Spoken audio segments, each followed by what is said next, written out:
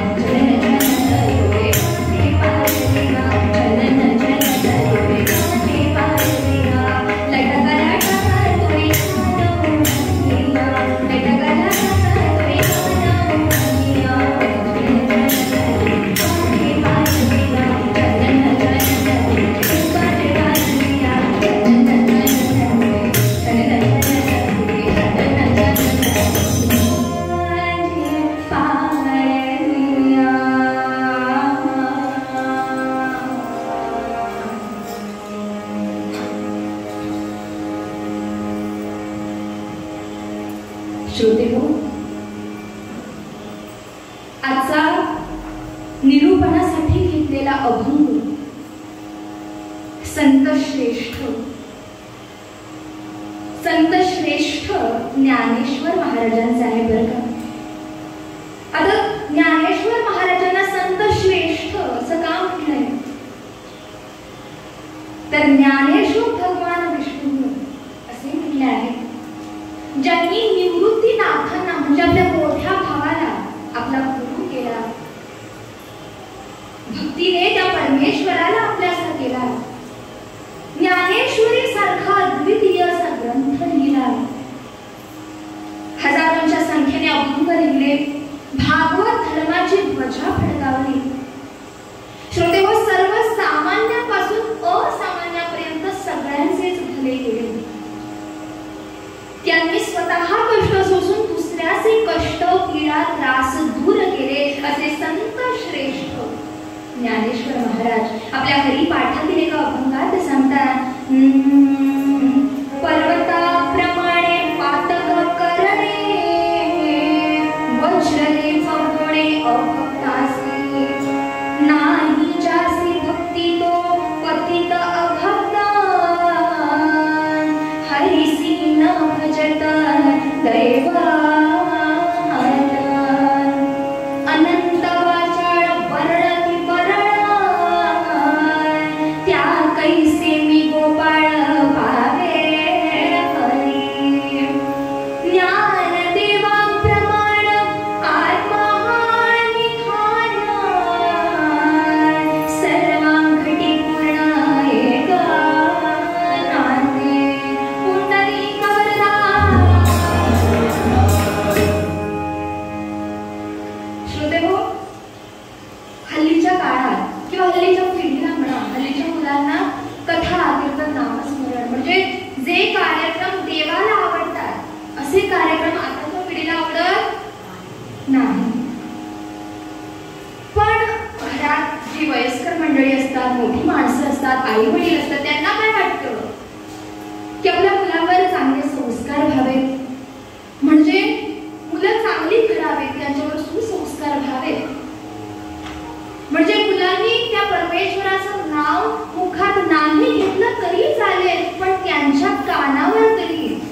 त्या परमेश्वराचे 4 शब्द चांगले पाडावे.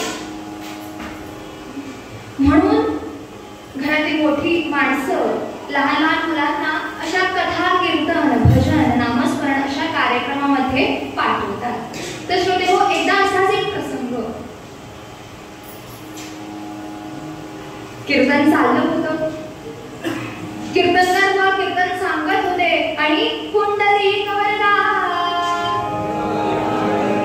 पुंडलिक वरदा. तर कीर्तनकार कीर्तन सांगत होते, पुन्हा पुन्हा गजर घेत होते, पुंडलिक वरदा. तर आम्ही म्हटल्याप्रमाणे घराची मोठी माणसं असतात, त्यांना काय वाटतं की आपल्या मुलावर चांगले संस्कार हवेत, म्हणून घरातील मोठी माणसं आजकालच्या मुलांना किंवा छोट्या छोट्या मुलांना अशा कार्यक्रमामध्ये पाठवतात. पण मुलांना असे कार्यक्रम आवडत नाही आणि माणसाला जेव्हा कुठलीही गोष्ट आवडत नाही त्या गोष्टीचा माणसाला काय येतो? कंटाळा येतो. आणि माणसाला एकदा कंटाळा यायला लागला, कुठल्याही गोष्टीचा कंटाळा यायला लागला की माणूस काय करतो? झोपा काढतो.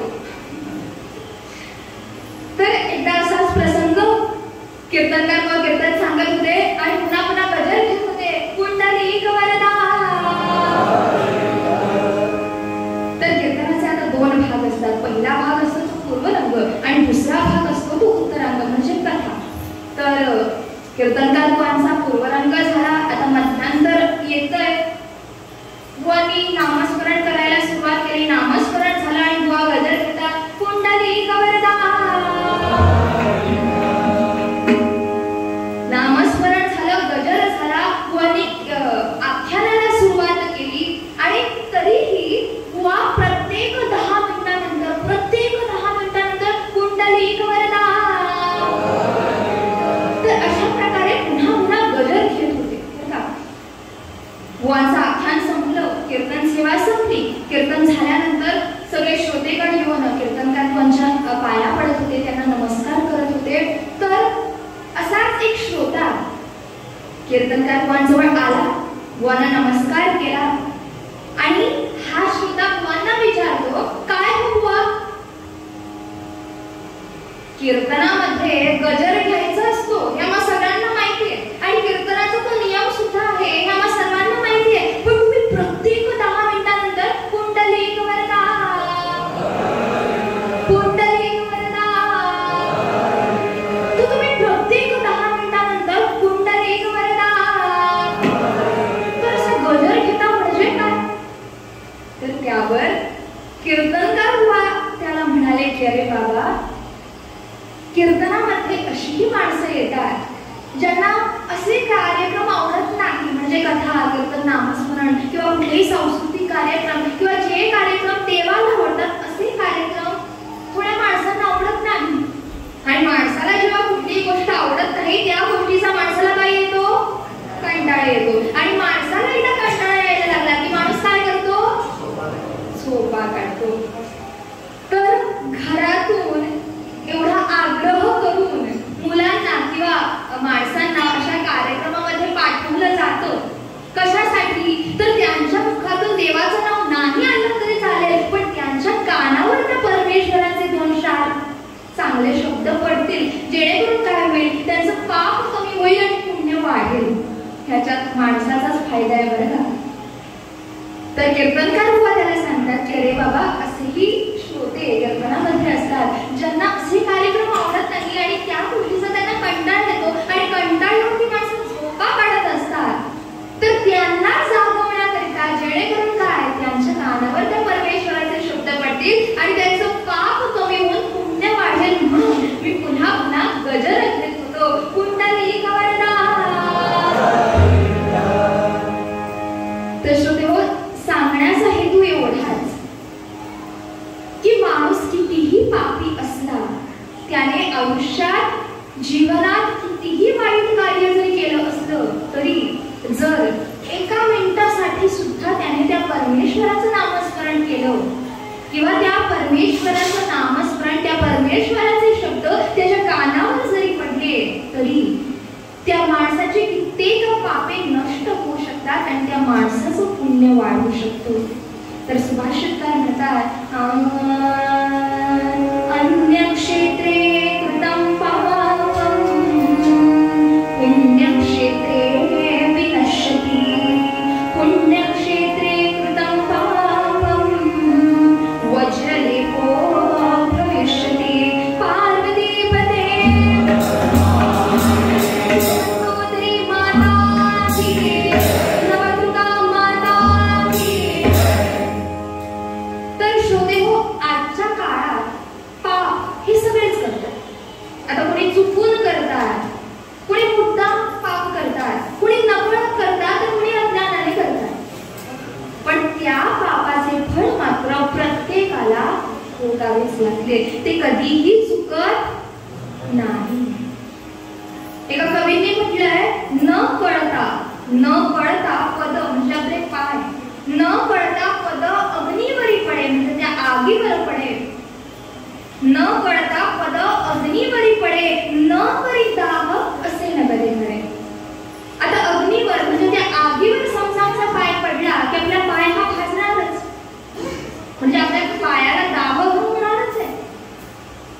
तीच स्थिती जो माणूस वाईट कर्म करतो, वाईट कार्य करतो, दुसऱ्याची फसवणूक करतो, त्याची गती तशीच वाईट होते.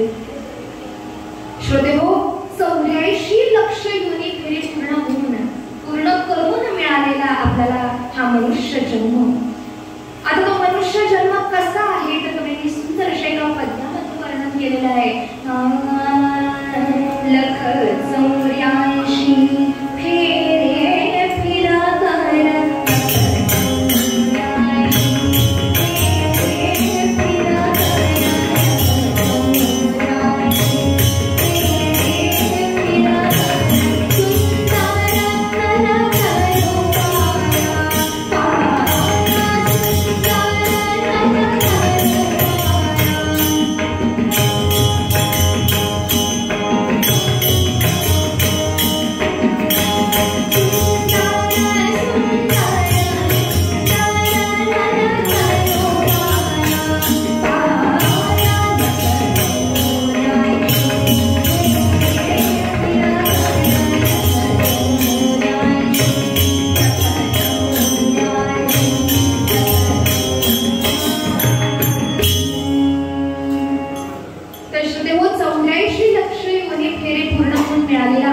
मनुष्य जन्म.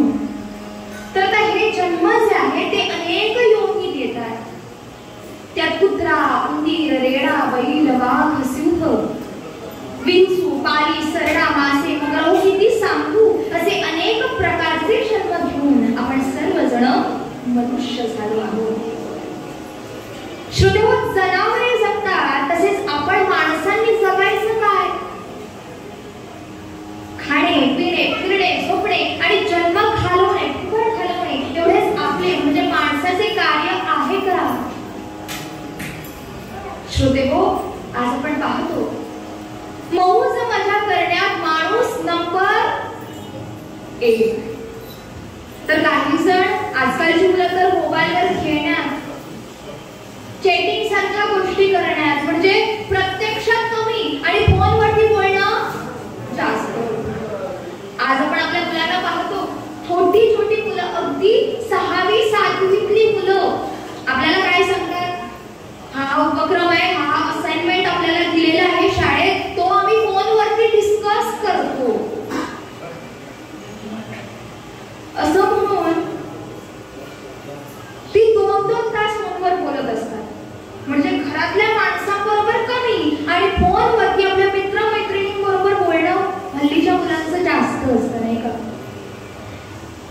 तर काही जण टीव्ही बघण्यात, खेळ बघण्यात नंबर 1. काही जण भांडण करण्यात नंबर 1. तर काही जण भांडण लावण्यात नंबर 1. काही जण दुसऱ्यांना हसवण्यात नंबर 1. तर काही जण दुसऱ्यांना फसवण्यात नंबर 1. तर हे सगळं आपल्या शरीराला आवडतं. पण प्रश्न असा आहे की ह्या सगळ्या गोष्टी आपण आपल्या शरीराला द्यायच्या का? तर नाही. कारण या सगळ्या गोष्टी माणसाचे जीवन घडवण्याकरिता अतिशय वाईट आहेत. म्हणून या सगळ्या गोष्टीपासून माणसाने थोडं दूर राहावं. संत श्रेष्ठ ज्ञानेश्वर महाराज आपल्याला तेच सांगतात. श्रोतेहो, आजच्या काळात सगळ्यांना राग भरपूर येतो. आजच्या काळात माणसाचा अहंकार भयंकर वाढलेला आहे. आज आपल्याकडे जर कोणी मदत मागत असेल, एकदा कोणी मदत मागतो, मग तोच माणूस दुसऱ्यांदा जर आपल्याकडे मदत मागायला लागतो, तर आपल्याला काय वाटतं की आपल्याकडे सगळं ज्ञान आहे. आणि अशा प्रकारे मग माणसाला त्या ज्ञानाचा अहंकार होतो. हो, ज्ञानाचाच काय, तर आजच्या काळात माणसांना आपल्या सौंदर्याचा सुद्धा अहंकार होतो. आजच्या काळात सगळ्यांनाच वाटतं की म्हणजे सगळ्यांना वाटावं की आपण सुंदरच आहोत. प्रत्येकाला हे वाटावं की आपण सुंदर आहोत. पण जर कुणाला असं वाटत असेल की आपल्यात सुंदरता नाही, तर अशी माणसं काय करतात? तोंडावर मेकअप लावतात, वेगवेगळे काय म्हणतात ते वेगवेगळे क्रीम्स लावतात आणि सुंदर दिसण्याचा प्रयत्न करतात. श्रोतेहो, आज आपण पाहतो आजकाल सगळेच मेकअप करतात. म्हणजे स्त्रियांप्रमाणे पुरुष सुद्धा मेकअप करतात. आज आपल्याकडे बघण्यासारखं काय असतं तर फक्त मेकअप. तर माणसाने आपण कसे दिसतो ह्याच्यापेक्षा आपण कसे वागतो याकडे थोडं फार लक्ष द्यावं. कारण रूप कसंही असो, पण गुण महत्वाचे आहेत. गुणो भूषयते रूपम, म्हणजे आपल्या मुखाला शोभा ही आपल्या गुणानेच येते. गुणो भूषयते रूपम. तर श्रोतेहो, आपण कसे दिसतो याच्यापेक्षा माणसाने आपण कसे वागतो याकडे लक्ष द्यावे. आणि जगद्गुरु शंकराचार्य सुद्धा आपल्याला हेच सांगतात की माणसाचे गुण कसे आहेत याच्यावरून माणसाची ओळख होते. तर आजच्या काळात माणसांची पाप अतिशय वाढलेली आहेत. म्हणजे वाईट ज्या प्रकारे माणूस ज्या प्रकारे वाईट कर्म करतो त्याप्रमाणे त्याचं पाप हे वाढत जातं.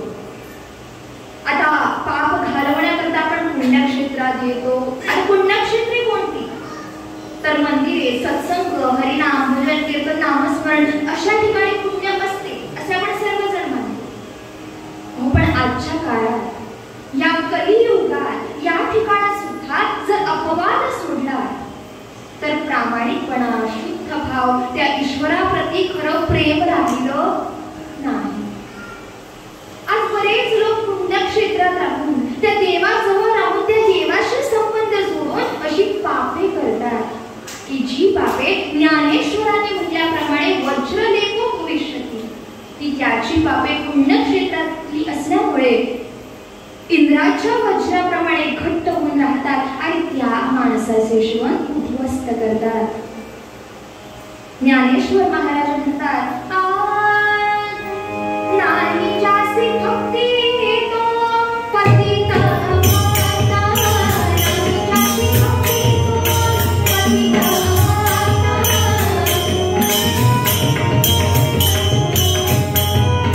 नाही जासी भक्ती तो पतित अमाता, हरिसिया भजन दैव माता, हरिसिया भजन दैव माता,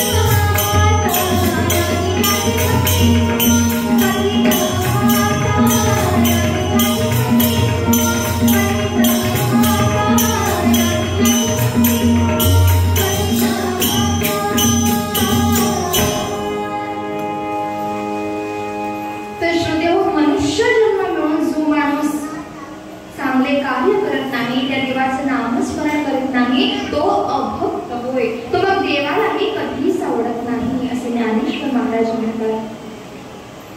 श्रोतेहो, कथा, कीर्तन, नामस्मरण, कीर्तन करायचा हाच हेतू असतो की आपल्या सर्वांची पापे नष्ट व्हावीत. श्रोतेहो, आज आपण त्या देवीची म्हणजेच त्या जगदंबा, आर्या, दुर्गा, नवदुर्गा तिची आपण पूजा करतो, मोठमोठे उत्सव करतो, कथा कीर्तन नामस्मरण यांचं आयोजन करतो, तर त्या देवीबद्दल आपल्याला पूर्ण माहिती पाहिजे. म्हणजे त्या देवीला कुठले भक्त आवडतात, तिला त्या देवीला काय काय आवडतं हेही आपल्याला समजलं पाहिजे. श्रोतेहो, त्या देवीने दुष्टांचे निर्दालन केलेलं आहे. म्हणजे मोठमोठ्या राक्षसांना त्या देवीने ठार केलेलं आहे. त्याचा अर्थ काय? तर राक्षसी वृत्ती त्या जगन्मातेला आवडत नाही.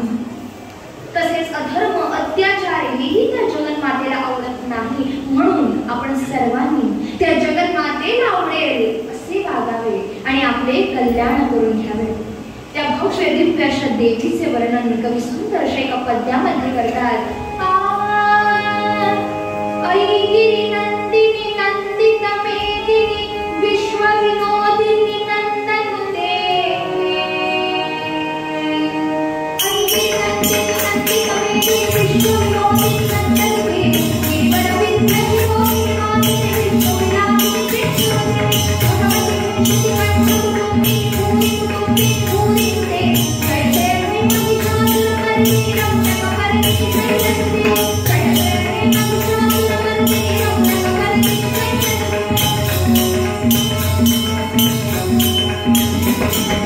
ऐक्य दुर्गत शक्ती कठोरित सुरधर निर्धर शक्ती सुते. त्रिभुवन पोषिणी शंकर पोषिणी दिल्ली शमोदिनी पोषिणी. दुर्गती मथुरा जय दुर्गति दानव दूत दानवते.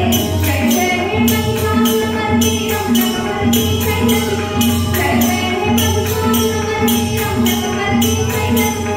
रम्यकपर्दिनी जयंती.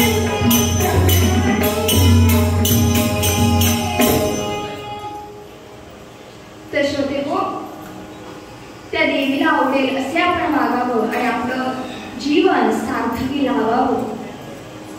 तर श्रोतेहो, नवरात्रोत्सवात आपण काय करतो तर आपण त्या स्त्री शक्तीची पूजा करतो, तिचा गौरव म्हणून आपण तिची पूजा करतो, तिचं स्मरण करतो. पण आजच्या काळात प्रत्येक मिनिटाला आमच्या कानावर कितीतरी वाईट गोष्टी पडत असतात, कितीतरी वाईट बातम्या पडत असतात की आज ह्या स्त्रीवर अमुक झालं, आज त्या स्त्रीबरोबर हे झालं ते झालं. तर आजच्या काळात माणूस कुठेतरी त्या स्त्रीचं महत्व, तिचं श्रेष्ठत्व जाणण्यात माणूस कुठेतरी कमी पडतोय. श्रोतेहो, आपल्या भारतीय संस्कृतीमध्ये त्या स्त्रीची महती, तिची ख्याती खूप आहे. स्त्री ही गृहलक्ष्मी आहे. लक्ष्मीच्या रूपाने ती आपल्या घरात येते. त्या स्त्रीमुळे घराला घरपण येतं. श्रोतेहो, आपण त्या स्त्रीची महती, तिचं श्रेष्ठत्व जाणलं पाहिजे. कारण काय तर एका कवींनी 2 ओळीमध्ये सुंदर प्रकारे त्या स्त्रीची महती सांगितलेली आहे. कवी म्हणतात, लक्षपूर्वक ऐका बरं का, कवी म्हणतात, नारी निंदा मत करो, नारी निंदा मत करो, नारी है नर की खान. नारी निंदा मत करो, नारी है नर की खान.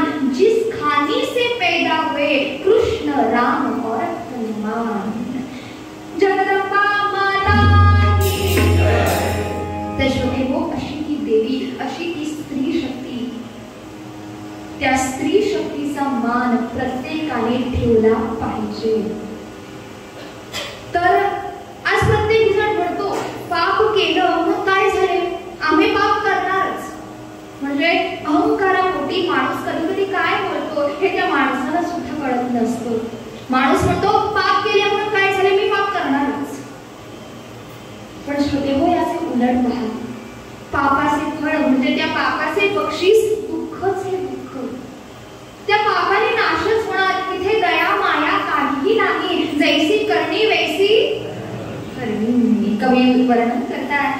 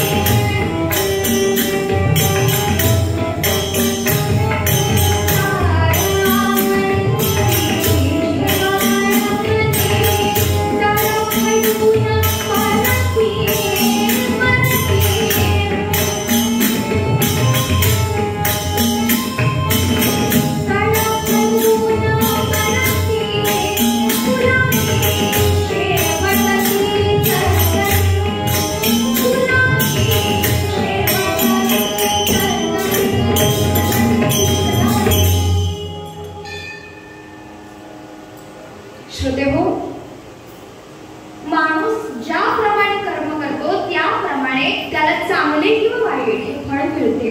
जसे करावे तसे फरावे. ज्या प्रकारे काही जण जंगलामध्ये फास लावतात, गळ टाकतात, पिंजरे लावतात आणि त्यात काही प्राणी अडकून तडफडून मरतात.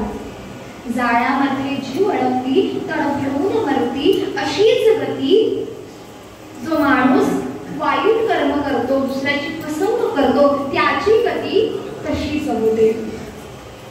तर श्रोतेहो, पुढे ज्ञानेश्वर महाराज आपल्यामुळे भक्कात म्हणतात, अनंत वाचाळ वरळती वरळ. श्रोतेहो, आजच्या काळात वाचाळ म्हणजे कोण? तर गप्पा गोष्टी करणारे, व्यर्थ बडबड करणारे अशी माणसे खूप आहेत.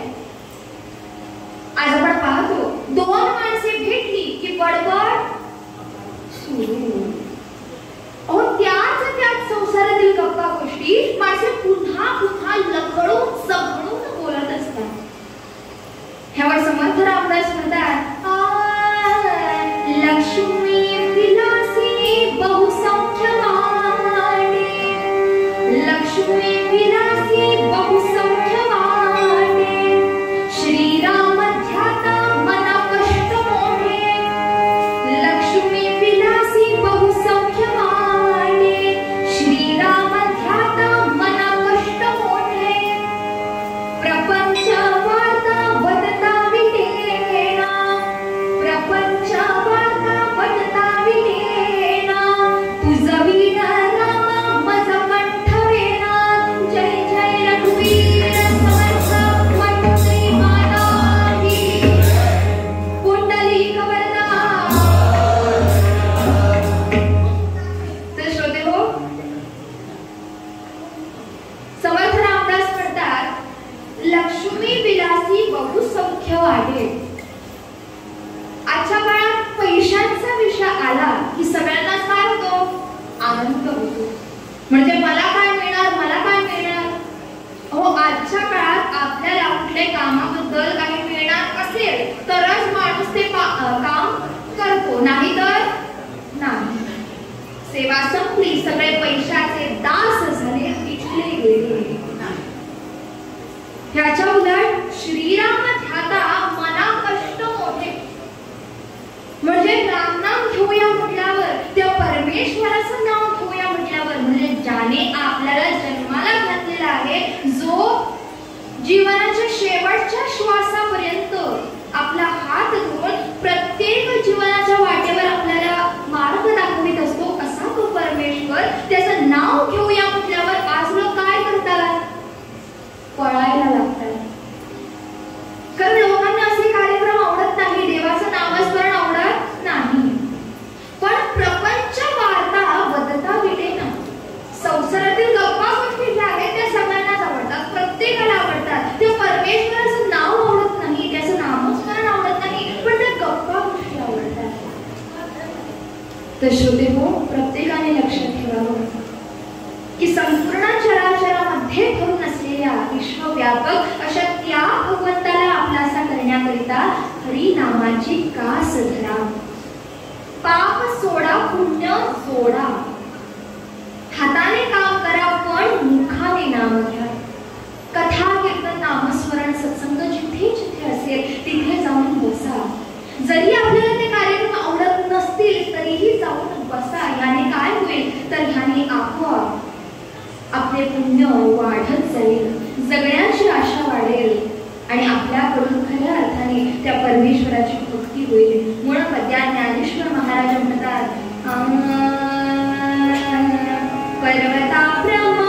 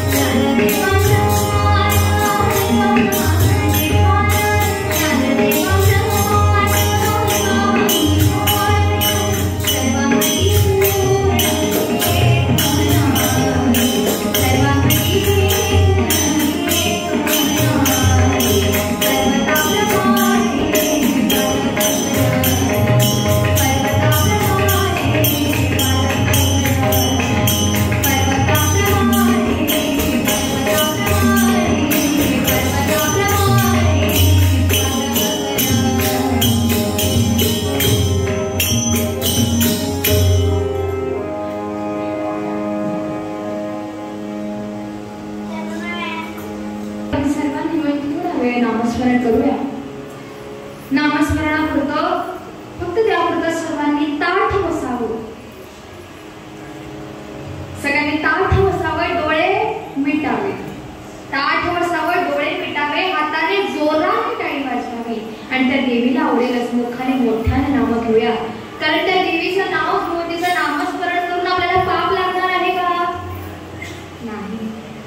उलट आपलं पुण्य वाढत जाईल आणि याच्यात सगळ्यांचाच फायदा आहे. म्हणजे माणूस हल्लीच्या काळात माणूस आपला फायदा कशात आहे हे आधी बघतो, नाही का? आणि त्यासाठी आज सर्वजण इथे कीर्तनाला जमलेले आहेत. म्हणजे अपवाद सोडा, काही जण खरंच कीर्तन ऐकण्यासाठी, कीर्तनाचं श्रवण करण्यासाठी जमलेले आहेत, कारण त्यांना असे कार्यक्रम आवडतात. पण काहींना घरून पाठवलेले आहे, लहान लहान मुलांना सुद्धा म्हणा घरून पाठवलेले आहे. नाहीतर काय, घरी आई वडिलांचं ऐकावं लागणार. तर सर्वजण मोठ्याने त्या देवीचं नामस्मरण करूया. जय जगदंबे माझे आई मधला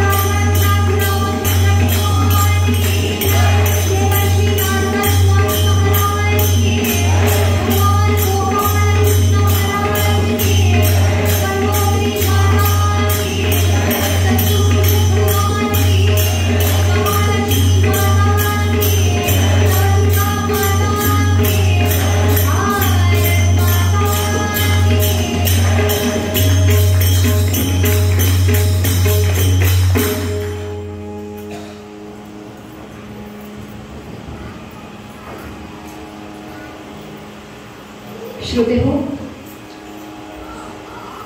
कीर्तनाचे दोन भाग. पहिला भाग म्हणजे पूर्वरंग.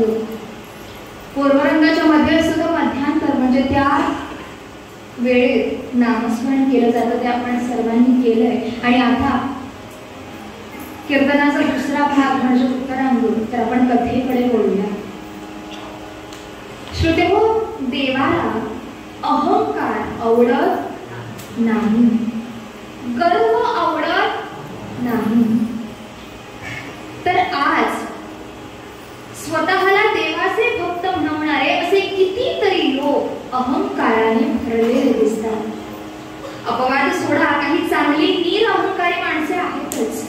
पण श्रोतेहो, कथा, कीर्तन, नामस्मरण, सत्संग, वेगवेगळी अनुष्ठाने, देवस्थान कमिटी अशा माध्यमातून जर आपल्याला देवाशी नाते जोडायचे असेल, त्या परमेश्वराची भक्ती करायची असेल, तर सगळ्यांनी अहंकार हा सोडलाच पाहिजे. कारण काय, तर मीपणा जिथे आहे तिथे देव नाही. म्हणून माणसाने अहंकार सोडावा आणि त्या परमेश्वराची भक्ती करावी. तर एकदा असाच एक प्रसंग, देवर्षी नारद मुनी हरिनाम घेत भ्रमण करीत असताना त्यांना रामभक्त हनुमंताची भेट झाली.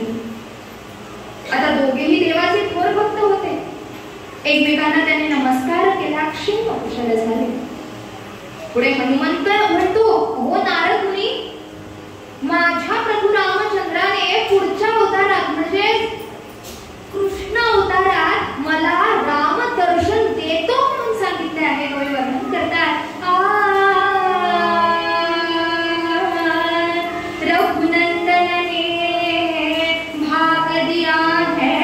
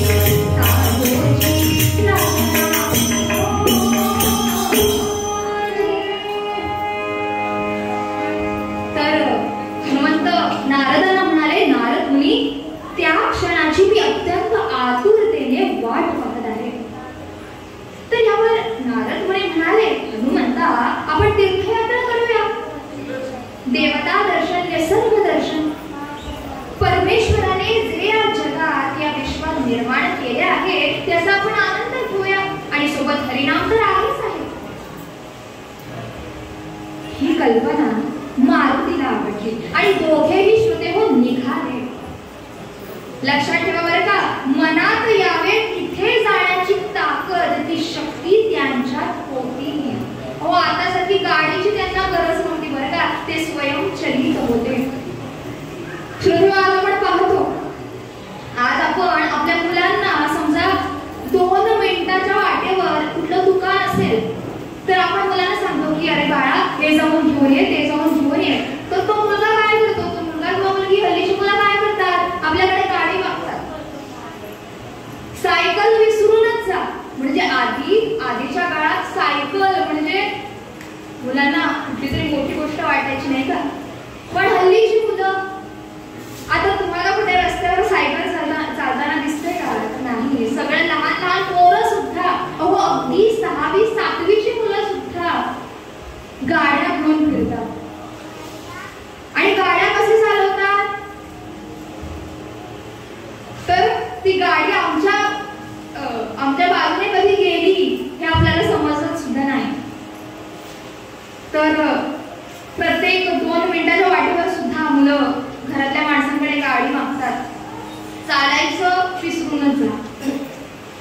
पण हे जे होते ते स्वयंचलित होते. त्यांना गाडीची वगैरे काही गरज नव्हती. तिथे जाण्याची शक्ती, ताकद त्यांच्यात होती. तर निसर्गाचा आनंद घेत घेत हे दोघेही निघाले. कवी वर्णन करतात,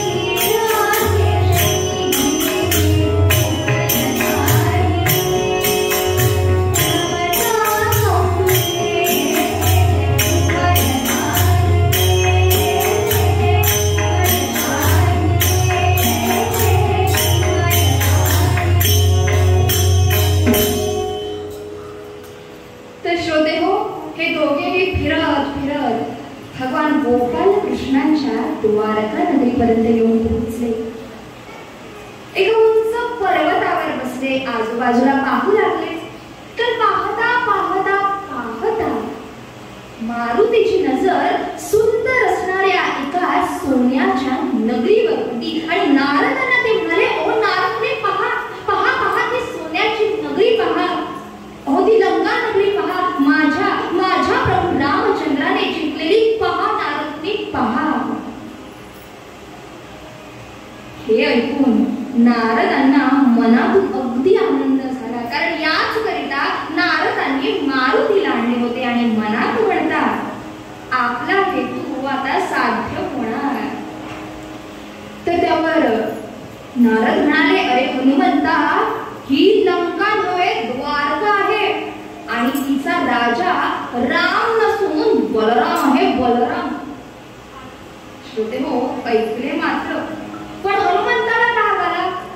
माझा राम असताना हा बलराम कोण? कोण हा बलराम? कवी वर्णन करतात, हे ऐकुनी तो कपिवरा, हे ऐकुनी तो कपिवरा, ओ पाते पातला तदा अम्बिका.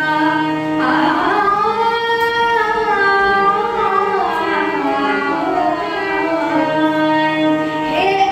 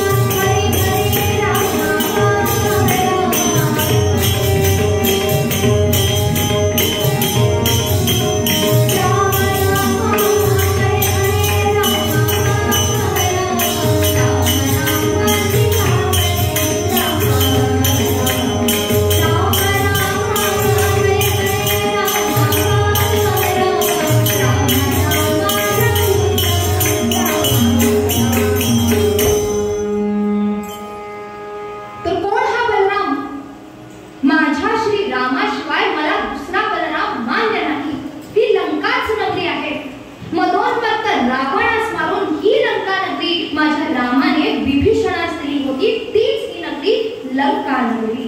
कवी वर्णन करतात, रावणानुजास पूर्वी राघवेची अर्पिली.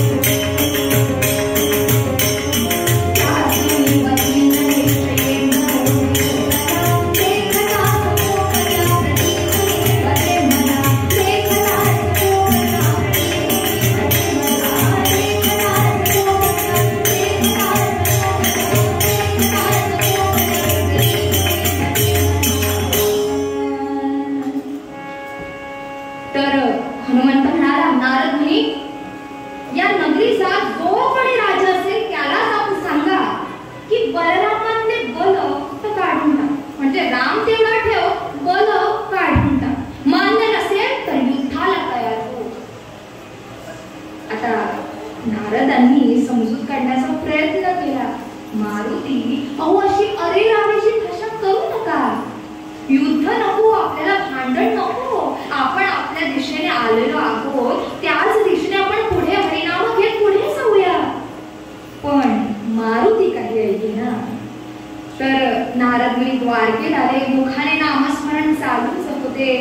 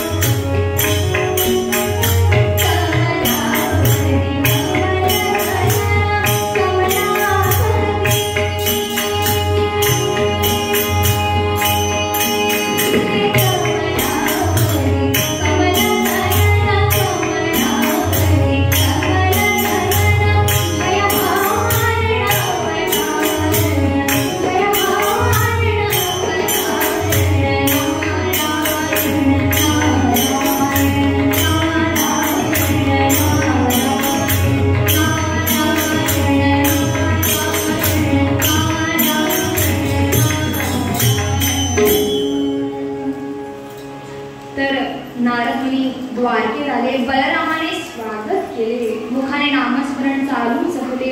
नारायण नारायण. तर बलरामाने स्वागत केले. आता नारद मुनी म्हणतात, बलरामा, मी एक निरोप घेऊन आलो आहे. अरे मी असे ऐकतो. श्रोते हो, नारद मुनी बलरामाला सांगत आहे बरं का, अरे बलरामा, मी असे ऐकतो की कोणीतरी शत्रू तुझ्या राज्यावर चाल करून येत आहे. अरे तो म्हणतो तुझे नाव बदल, बलराम बदलून टाक म्हणतो. असे तो म्हणतो बरं का. अरे मी नव्हे. तर हे ऐकून बलराम दादाला राग आला. श्रोतेहो, हल्लीच्या काळात सगळ्यांनाच लवकर राग येतो नाही का. काहींचा राग तर 4-4 दिवस राहतो. अहो, राग येणे ही मूर्खपणाची लक्षणे आहेत. पण जर समजा आलाच तर आपण तो सोडून द्यावा. तर बलरामाने विचारले, नारद मुनी, शत्रू कोण आहे? आता नारद म्हणतात, हे बघा, तो झाडावर राहतो. इकडून तिकडे इकडे उड्या मारतो. झाडावरची फळे खातो, म्हणजे आंबा खातो, चिकू खातो, फणस खातो. आणि हा, याला एक शेपूट आहे. आता नारद मुनी म्हणजे माकड बिकड आहे की काय? नारद म्हणतात ते मला माहित नाही, ते जाऊन तुम्ही बघा. तर बलरामाने युद्धाची तयारी केली. मुळात अहंकार होताच, तो आणखीन वाढला. तो वर्णन करतात, यादव बळ घेऊनी हलहल पुरी बाहेर निघाला सर्वर. तो वृक्षावरी बाणला, तो वृक्षावरी बाणला, देखला गुरुनी सकाळी. छोटे रणशिंग फुंकले, जास्तीत जास्त सेना घेऊन नारदांनी सांगितलेल्या जागी बलराम येऊन पोहोचला. तोच तिथे अंजनी नंदन बसले होते. झाडावर त्याला पाहून बलराम म्हणतात, अरे याच्याशी मी युद्ध करायचं? अरे हा कुठे मी कुठे? हा एक माकड आहे, माकड. पण जर समजा आता आलोच आहे तर ह्याला एक दणका द्यावाच द्यावा. असं म्हणून बलरामाने भात्यातून एक बाण काढला आणि त्या मारुतीवर, म्हणजे त्याला वाटत होता की तो वानर आहे, तर त्या मारुतीवर बलरामाने बाण सोडला. श्रोते हो, मारुतीने भूकार केला, तो बाण हवेत गेला. बलरामाने हजारो बाण सोडले, पण त्या जितेंद्रिय मारुतीला मात्र काहीच झाले नाही. श्रोते हो, मारुती हा काही वेगळाच आहे, त्याची ताकदच वेगळी आहे. तो रामाचा भक्त आहे. तर त्या जितेंद्रिय मारुतीचे वर्णन तुलसीदास हनुमान चालीसेमध्ये करतात. जय हनुमान ज्ञान गुण सागर, जय कपी सती गुरु प्रभुराम, रामदूत अतुलित बलधामा, अंजनी पुत्र पवन सुतनामा, महावीर विक्रम बजरंगी, सुमति निवार सुमति निधन, कंचन वरण विराज सुबेसा, कानन कुंडल कुंडल कैसा, जगन्नाथ अतल गुणावे, महावीर जगन्नाथ नावे, नाचे रूप हरे सब मीरा, जगत निरंतर हनुमत वीरा, राम लक्ष्मण जानकी जय बोलो हनुमान जी, राम लक्ष्मण जानकी जय बोलो हनुमान जी, जय बोलो हनुमान जी, जय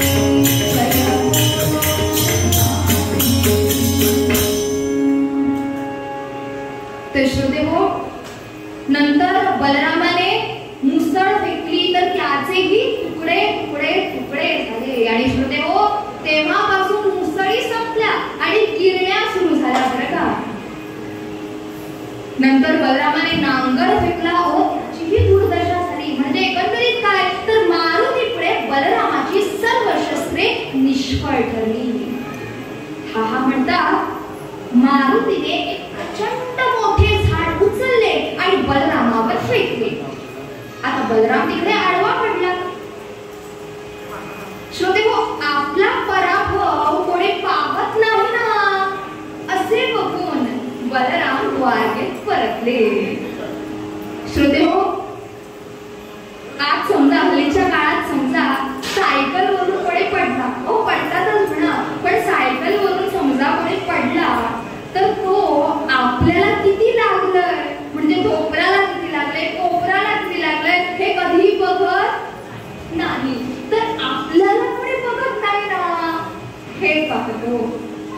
तर अशाच प्रकारे बलराम द्वारकेच्या मागच्या दाराने लपत छपत आत येत होता. तोच दारात अनुज उभा. अनुज म्हणजेच भगवान गोपाल कृष्ण होते. हे सगळं नाटक त्यांनीच तर केलंय. ते पुढे आले, म्हणाले, दादा दादा, अरे काय झाले, तू एवढा घामाघूम कसा झालास? अरे तुझे कपडे कोणी फाडले? तुझी ही दुर्दशा कोणी केली? अरे दादा, मी कृष्ण असताना तुझा पराभव कोणी केला? सांग दादा, सांग, मी आत्ता जातो तिकडे. बलराम म्हणतात, कृष्णा, अरे काय सांगू रे, माझा पराभव एका बोलला, काय तुमचा पराभव एका माकडाने केला? अरे दादा, द्वारकेच्या राजाचा पराभव एका माकडाने केला? मी आत्ता जातो तिथे, कोण आहे तो जाऊन बघतो. असं कोण आहे की त्याने माझा मोठा भाऊ एवढा महापराक्रमी, एवढा बलाढ्य, त्याचा पराभव केला? कोण आहे ते मी जाऊन बघतो. तर बलराम म्हणतात, कृष्णा थांब, मला आता विश्रांती होईल. श्रोते हो, बलरामाचे गर्भहरण झाले. माझा मोठा भाऊ माझ्या सान्निध्यात असतो आणि त्याला अहंकार हे देवाला आवडत नाही. देवाने मारुतीच्या साह्याने बलरामाचा अहंकार घालवला. तर श्रोते हो, बलरामाने जसा अहंकार सोडला तसाच आपण सर्वांनी सोडून त्या परमेश्वराला आपल्यासा करूया. अहंकार हा सगळ्यांसाठी घातक आहे हे प्रत्येकाने समजले पाहिजे आणि हे समजून प्रत्येकाने तसे शहाणपणाने वागले पाहिजे. श्रोते हो, कथा कीर्तन नामस्मरण जिथे जिथे असेल तिथे जाऊन बसा. जरी आपल्याला ते कार्यक्रम आवडत नसतील तरीही जाऊन बसा. याने काय होईल तर आपण आजपर्यंत जी काही पाप केली असतील, वाईट कार्य केले असतील आणि त्या वाईट कर्मामुळे जी आपली पाप वाढलेली असतील ती पाप कमी होतील आणि आपलं पुण्य वाढत जाईल. तर सर्वांनी हाताने काम आणि मुखाने नाम असं करूया. मुखाने अखंड नाम घेऊया आणि आपला हा मनुष्य जन्म सार्थकी लावूया. श्रोते हो, आजची ही कीर्तन सेवा करण्याची संधी मला आयोजकांनी दिल्याबद्दल मी त्यांचे अत्यंत आभारी आहे. तसेच आपल्या श्रोत्यांचे आशीर्वाद व पुरातशी सात्संगत करणारे माझे हे दोन हात. श्रोते हो, कीर्तनकाराचे दोन हात म्हणजे लक्षात घ्या बरं का, हा म्हणजे हार्मोनियम आणि त म्हणजे तबला. तर या दोन हातांशिवाय कीर्तनकार एकटा काही करू शकत नाही. तर माझे उत्तम असं सात्संगत करणारे माझे दोन हात, हा म्हणजे हार्मोनियमवर साथ करणारे गजानन काका व त म्हणजे तबला, तबल्यावर साथ करणारे वासुदेव भाई, तसेच पूर्वरंगाला साथ करणारे मिलिंद दादा. या तिघांचे मी अत्यंत आभारी आहे. त्याचप्रमाणे झांजेवर साथ करणारे सुहासबा वझे, आमचे गुरु सुहासबा वझे यांच्याकडे शिकणारी माझी मैत्रीण, माझी लहान बहीण सावली,